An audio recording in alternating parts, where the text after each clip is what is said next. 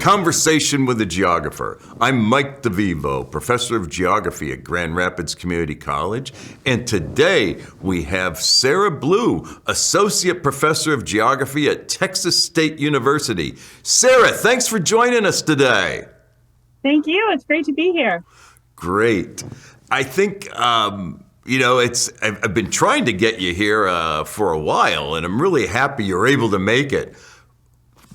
As I start all of these interviews, really, I'm going to ask you, what really inspired you to pursue geography? Was there something in your childhood, or was there somebody that was influential that made you think about geography? Can you talk about that for a moment? Sure. So I think in high school, when I was thinking about college and what I wanted to study in college, I wanted to do something that would make a difference, right? So I settled on either I wanted to cure cancer or fix the problems of pollution in the environment and everything, And so I was a double major in geography and biology. And then I quickly realized that all of the biology students were trying to be doctors, and I did not want. Where was this at? This was in high school? Denver. At Denver, right. Denver. Mm-hmm. And they still have a great geography department. Sure. So that's where I did my undergrad. And so I really loved my geography classes. And we did a lot of, we had a geography club that did a lot of hiking in the mountains, and a lot of outdoor stuff. And I was actually a physical geography major. It was kind of a general geography, but I did more physical geography than anything else. And so I just loved it. I loved all the field trips and we had a great geography club. It was a very small program, but some of my advisors and my mentors are still there, Don Sullivan, and, so just great people. And, I loved it. And so then thinking about what I wanted to do for a career, I decided that I really wanted to focus on people more than working in a lab. And so I was, trying to figure out what I was interested in. And I really was interested in immigration. And I realized that I could still do geography and do immigration. So I actually have a degree. All three of my degrees are in geography. So that's not super common. Not very common at all, actually, especially for a faculty member in a PhD granting department. Yeah. So I switched from kind of physical geography to people, human geography. And then I went to University of Minnesota for my master's. And they have a really great program. They did back then, and they still do. And I worked with Connie Weil, who's a Latin Americanist.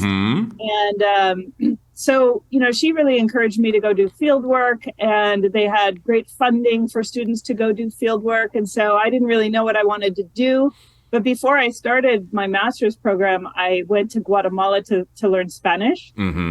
And so I decided I wanted to go back to Guatemala to do research. So I started looking at, I went back and I interviewed some refugees that I had met, when I was studying Spanish before grad school.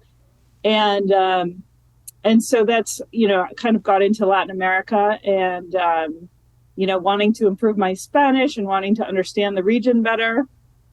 And then I got involved when I was a master's student in the Guatemala Solidarity movement. So this was back in the early mid 90s, and there was still civil war going on in Guatemala. The United States had been very involved in the politics of Guatemala, Salvador, Honduras, right? And so I became very interested in that and kind of, in the activist community in Minneapolis.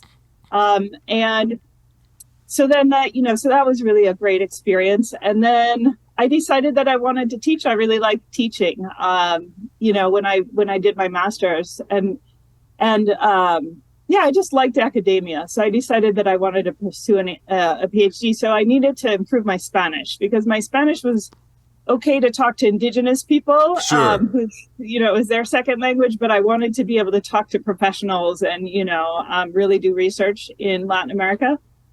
So I just went to Minneapolis has a Latin American resource center, and I went there. This is before you could look stuff up online, right? And I found Well, you said the 90s, so yeah. A Spanish program in Cuba. And I thought I was trying to learn to dance salsa at the time. And I thought, wow, I can, learn how to dance and go, improve my Spanish. And so I went to Cuba for the summer, which was, kind of crazy. Very unusual in the 90s as well. Yes, I mean you couldn't do anything online. Was even further behind, than other places, and so I just showed up. I just showed up and said, "Can I get to the university?" I had to go through Cancun because you couldn't fly Right. directly from the U.S. to Cuba. So yeah, that was the beginning of and that was the summer before I was going to go to UCLA to do my PhD.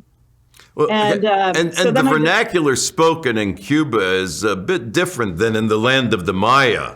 So did that yes, create some totally confusion different. for you in terms Yes, of I mean, idioms that you might have picked up that you couldn't employ in Cuba? well, yes, I mean, a completely different culture, a completely different way of speaking and looking at the world. I mean, and so that was really so fascinating. And, I mean, it does tap into why I love geography, because geography is so interdisciplinary. You can kind of draw on everything to understand the complexities that exist, And so, the poverty in Guatemala is shocking and upsetting. And, I was in indigenous rural areas where people really were impoverished, and it just seemed like there was no solution. It was just so depressing. I was like, how do I even begin? And then I went to Cuba, and people are educated and they're healthy, and yeah, they don't have shoes, but I'm like, I can bring you shoes, but like I can't, fix the educational You can system of bring an them entire parts country. for a 57 Chevy, too. Exactly. I can bring some spark plugs, right? But so that was wonderful. And I landed in Cuba, and I was like, oh, I found my people, even though, I'm from Minnesota, and you wouldn't think that that's, but I just loved Cuba. I fell in love with it. I find people that go to Cuba, either it's kind of off-putting to them and they don't want to go back, or they, like me, they just fall in love and they want to go back and back and back. And so I certainly fell into that camp. And then so then I just I was going to study immigration at UCLA. That was my intent. But then I just was so interested in Cuba. Judy Carney at UCLA actually was like, well, why don't you go study in Cuba then? Just study Cuba. And I was like, oh, awesome. I can do that, So I did. And I ended up marrying a Cuban man and going back and like living there for summers. And so I still study Cuba today. I still have lots of friends and family in Cuba. But I've shifted my research to immigration now. But yeah, so I got my PhD at UCLA. My Spanish got very good because I spent all my time, in Cuba. But yeah, in Cuba, they were like, get rid of that slow Guatemalan accent. So now And I the, talk with a so, Cuban the accent. soft-spoken Yeah, tone, really, yeah. Yeah, so now my Mexican friends make fun of me for my Cuban accent, but I'm like, hey, everyone has an accent, I can see that. So talk about your doctoral dissertation. It's pretty interesting with regard to the remittances and who the remittances benefited Yeah, in so terms of the different populations. Go ahead. So I first went to Cuba in 1996, and they were in the middle of this special period, or they were kind of coming to the end of it. And so the special period in Cuba is these years when the Soviet Union collapsed. And so suddenly Cuba was left without, its main trading partner, and it had to kind of reorient itself to the world economy.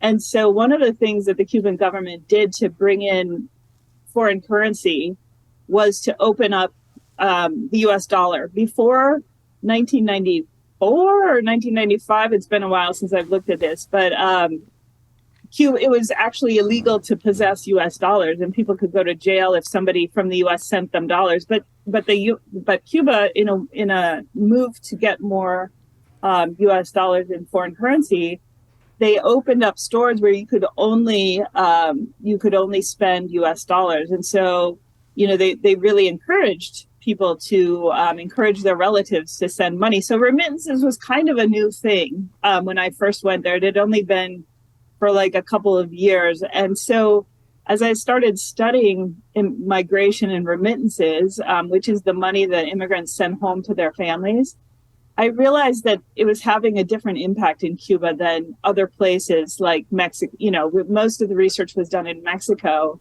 And, you know, Mexicans were coming to the US working for several years. They'd be building a house back home. You know, they were basically supporting their families back home with the intent to go back home. But in Cuba, nobody was going back home. You know, so it was having completely different effects because the government, you know, controlled the economy in a very different way. And so remittances the Cuban government ended up creating like a dual economy. And just last year, 2 years ago, they finally united. They brought the two currencies back together, and they only have one currency now officially. It's a mess. But for a long time, they had two currencies. The U.S. dollar. They later converted the U.S. dollar to what they called. It was a Cuban version of the U.S. dollar. So you had two Cuban currencies. One was tied to the U.S. dollar, and the other was just the regular Cuban peso. And so that created this two-tier system. If you had access to dollars, you know, you just had so much more financial, a better living standard, right? And so what I looked at was how remittances were contributing to socioeconomic equality in Cuba, because it was all the people a lot of people had been middle class. A lot of the middle class and upper class left Cuba, right, earlier in the first couple of decades after the revolution.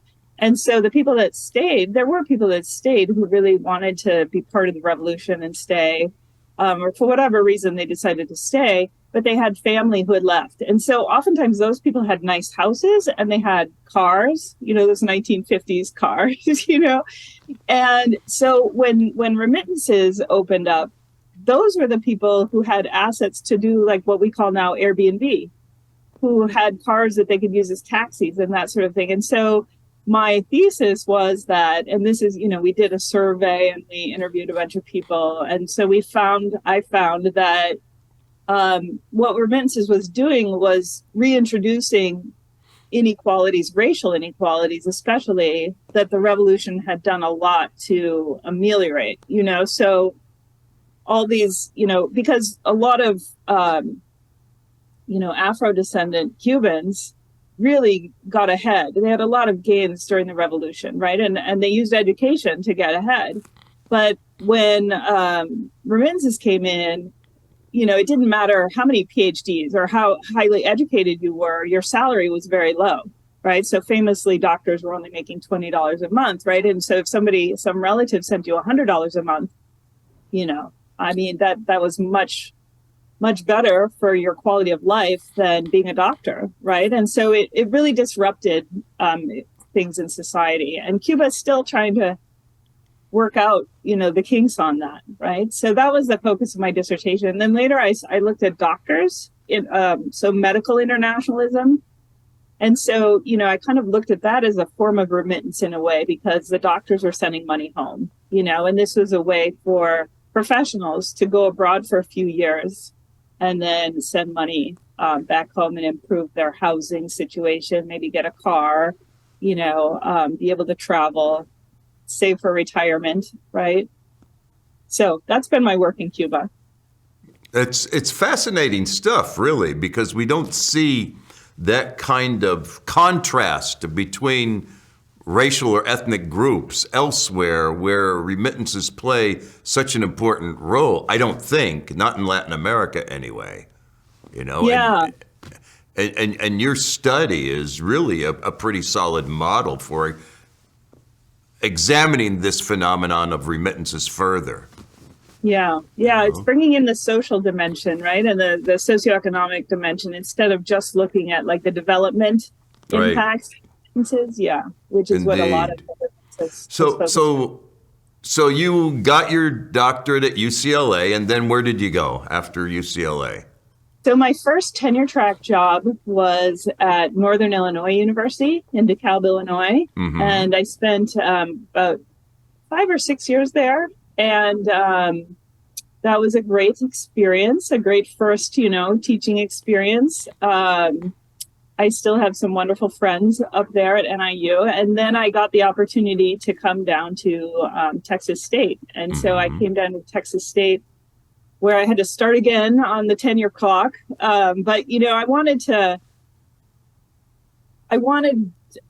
Texas.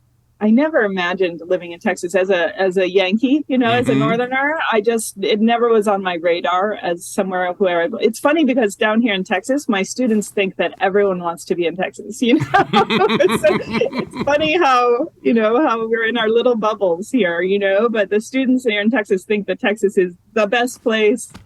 And and I tell them, everyone thought I was crazy for going to Texas, where I'm from, like, why, But, Spanish speaking, it's been wonderful. I'm close to the border where a lot of my research is, I've turned my focus to studying the U.S.-Mexico border.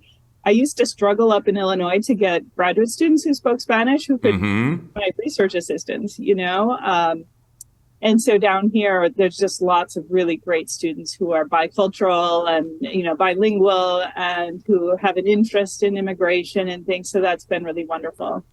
So, and it's a great department. I'm really happy here at Texas State. Well, that's wonderful. Would you comment on the work that you do concerning the borderlands? Yeah. So I've always had this dual focus, kind of a research agenda in Latin America, mostly in Cuba.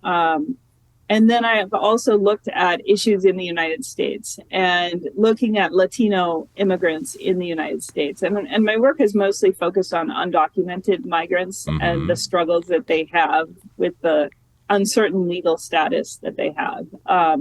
And so after Hurricane Katrina, when I was at NIU, I got an NSF grant to look at the Latino workers that had gone to New Orleans to rebuild the city after Hurricane Katrina. So I had that study looking at subcontractors.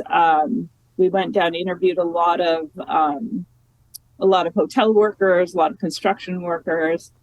And so I'd had that interest in undocumented Latino migrants in the U.S. and their experiences. And I've always had a bit of a policy focus. I've always been very interested in policy and how policy impacts people's lives. And so when I moved to Texas, then I thought, well, I'll start looking at something closer to home here at the border. So I did some collaborative research with my colleague Rebecca Torres at UT. Sure. And wonderful geographer.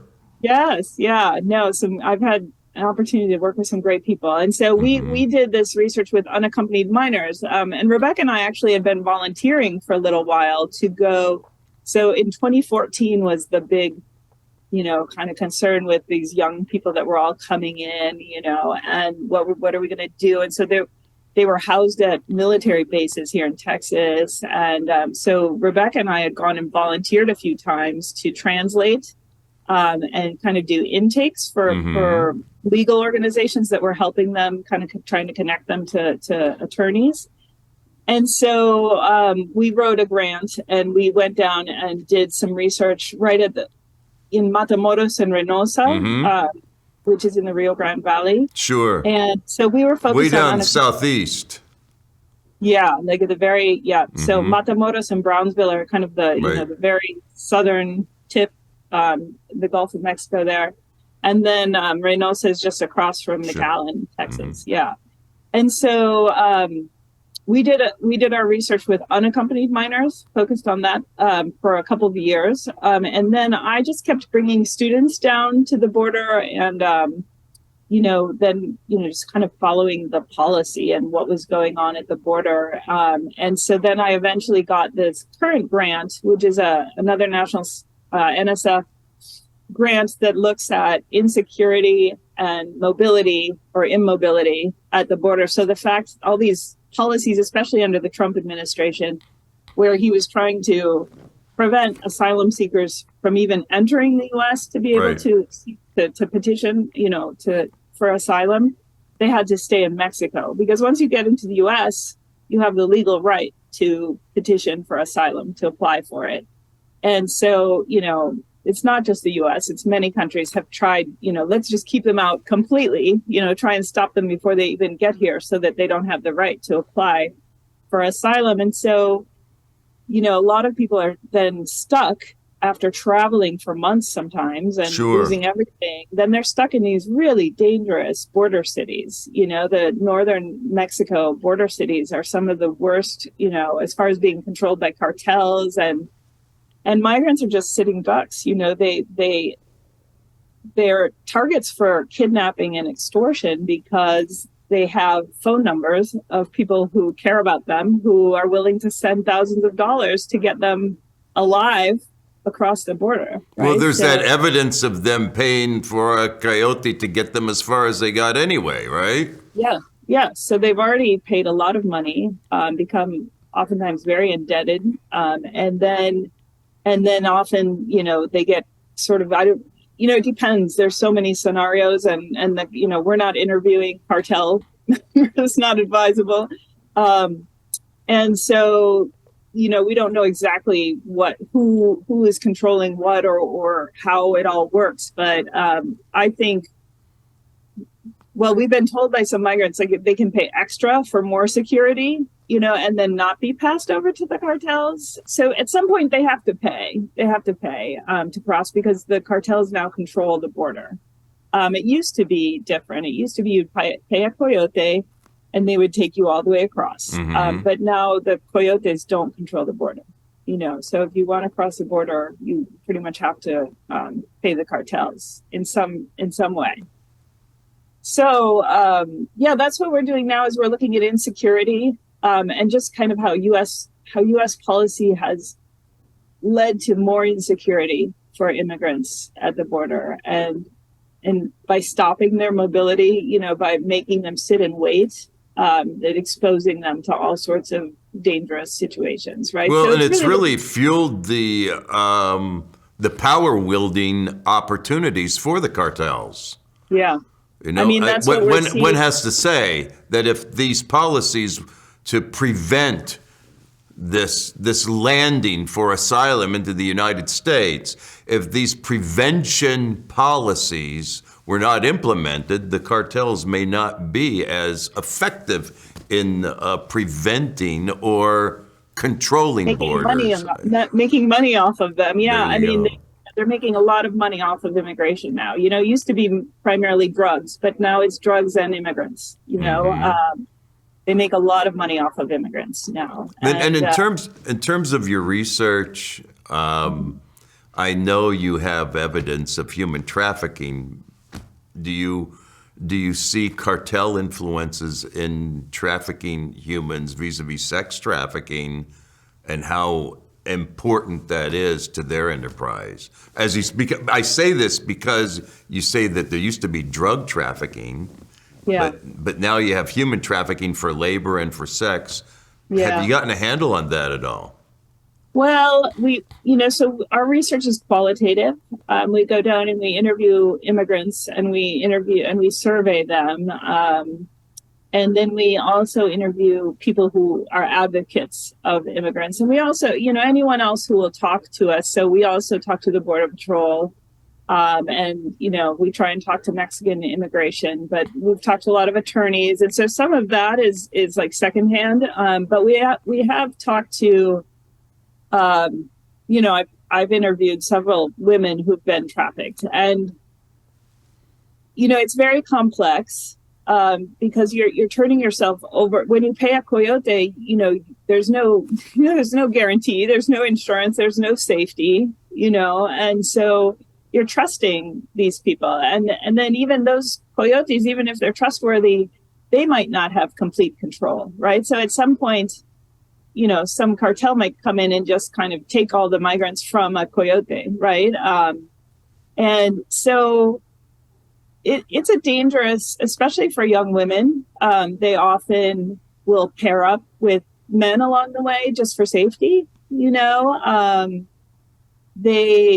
they try and travel in groups, the caravans and things. It's for safety, right?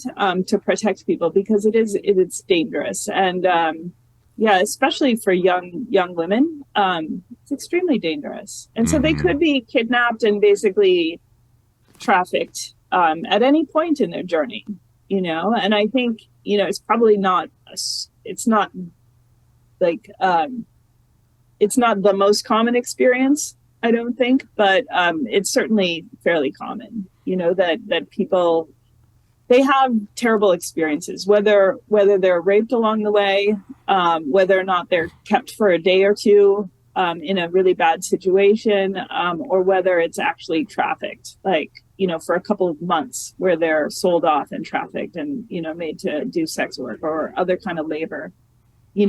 All of those things can happen, right? And so, a legal way for people to ask for asylum without putting them in so much danger and exposing them to so much vulnerability is really what we need, right? And the Biden government is trying to address that. There's all sorts of issues, but we're looking at, like, there's a new visa program for Haitians, Cubans, Nicaraguans, Venezuelans, right? And these are countries that don't allow the U.S. to just deport people back. And then Mexico doesn't want the U.S. to just send people back. And so all these people were just, gathering at the border. And so it was kind of a border management problem for the Biden administration. It wasn't so much a humanitarian fix, but it was more like, how can we not have so many people at the border? And then Fox News every day is, saying crisis at the border, right? And and so, they've done this program where if you have a U.S. sponsor, if you can get your visa, you have to have a passport, you have to get a visa, but it's fairly streamlined and fast. Then, 30,000 people a month could come in legally. So you could just fly into the closest airport to where you're going to stay with your sponsor. And you don't have to do that whole dangerous route, through Mexico, through oftentimes, the Darien Gap up through Central America and Mexico. And so that's been great, but now it's very backlogged because they don't have enough people to process those visas, so it's complex. It's very complex. And because Congress is so deadlocked, it just doesn't seem like there's any, pending solution to this, at least not a permanent one. It's really, really embarrassing for, I think, our country to acquiesce to this situation where little progress is being made. Yeah, but I feel, our research is doing the important role of our research is kind of documenting migrant experiences as a result of U.S. policy, and also just showing that this is a humanitarian crisis, that the government likes to treat it as a national security issue, and all the Border Patrol and the concertina wire and the, National Guard troops and everything. And really the people who are coming over are babies, women carrying babies and whole families. And now they have to climb through wire as the last, and they do, right? So people are coming, but they're presenting themselves to the Border Patrol officials. They're not running away. It's not like these are people you have to chase down and, they're not. And so, it's just a mismatched approach, right? And all you hear from the government is, policy. How do we keep these people away? They're a threat to us, and when you actually go down there, and you see the people who are crossing, these are people who have left everything behind because their situation's bad. Comment on what compels, like, what is this, what is a typical situation that would compel a young woman, maybe a woman with a baby, to risk it all to come to the United States? Right. And what we're seeing, with the COVID, so since 2019, there's actually been a huge increase in unaccompanied minors and families. Just a huge increase and so there's just, if you go to the border, that's what you see. You see kids and you see families. And so it was there's a lot of insecurity because of gang issues. And, there was recently a presidential candidate from Ecuador was assassinated, So the cartel and the drug, these Mexican cartels are spreading throughout the region. And so the governments in these countries often can't provide, security to their own people. There's no safety at home. And so especially people, so I'm good friends. I kind of sponsored one family that I met down there who I really, bonded with, connected with, and I've kept in touch with them. And so I'll use them as an example. The dad is a taxi driver. Mom is a college educated, she was a human resources manager for Dole in Honduras. So they had a decent middle class life, but the extortion is so bad. And so they call it a war tax in Honduras. And so if you have any money at all, if you have a little store, if you have any money, if you have remittances coming in, the gangs target you, and you might have to pay a tax to 3 to 5 different gangs. They come by weekly and you have to hand them a pile of cash. And so when COVID hit, people didn't have business anymore.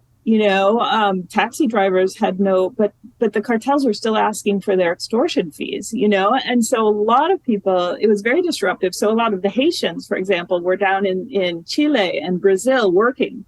But then when the economic crisis because of COVID happened, they lost their jobs. And so then they thought, okay, well, they're dislocated already from Haiti. Haiti's in major crisis, right?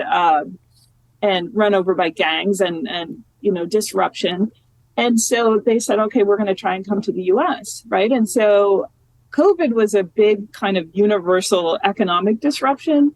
And for a lot of places like Cuba, Venezuela, Nicaragua, where they already had some political disruption, the governments, I think, clamped down a little bit, and so then there was less freedom to, protest or, and so, that led to more political reasons, right? But then also climate change, right? And so a lot of people, they're not able to grow their crops, or they're victims of a natural disaster and they've lost everything, right? So it's a combination of factors usually, and everybody has a different story.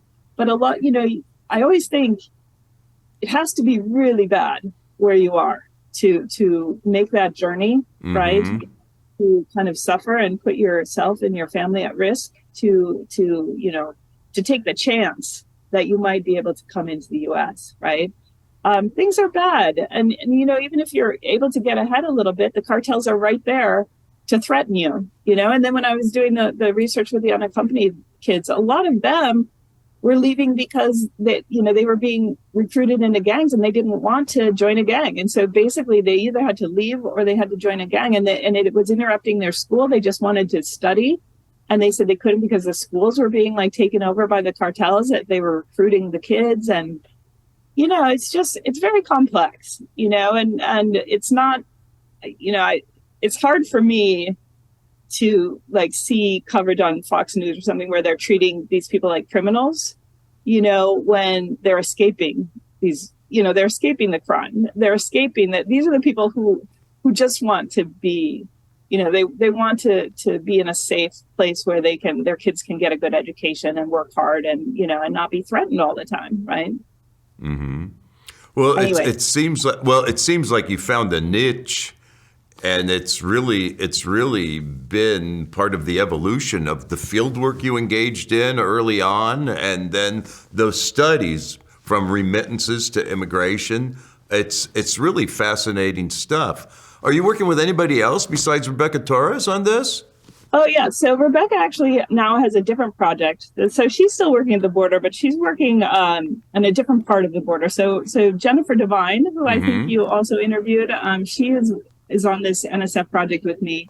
And then we're also collaborating with Marie Price at George Washington University and Elizabeth Chaco. And then with 2 colleagues who aren't geographers at UTRGV, because we wanted to collaborate with people who are down in the Rio Grande Valley and who could bring students into the project.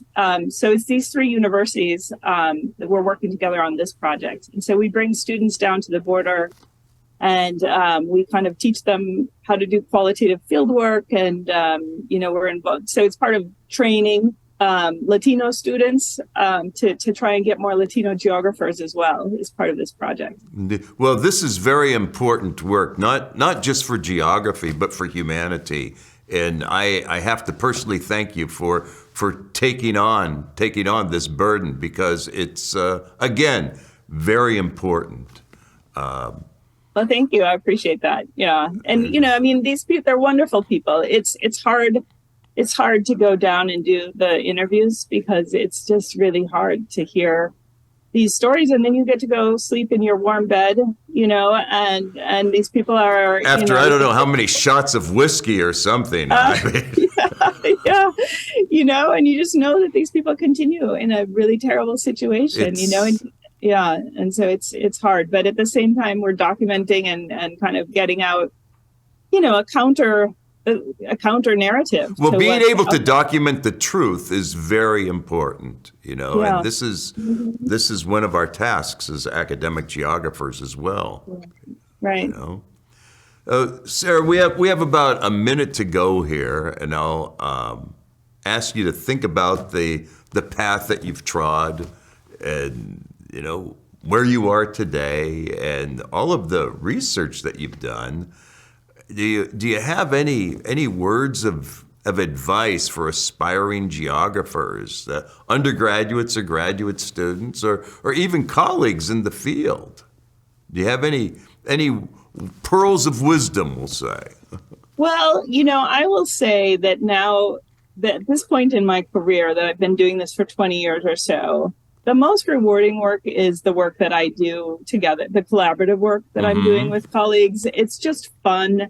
It's exciting, you know, to be able to brainstorm with really smart people, you know. And then I'm also involved in the Conference of Latin American Geographers and the Race, Ethnicity, Place Conference. And so working with those people to, you know, create opportunities for people to come together and share their research and things. It's, you know, so the service part people tend to avoid, I think, because they think I have to, you know, do my research and everything. But those connections and those networks actually make things so rewarding, you know. And so I think that's something I guess I wish I would have known earlier.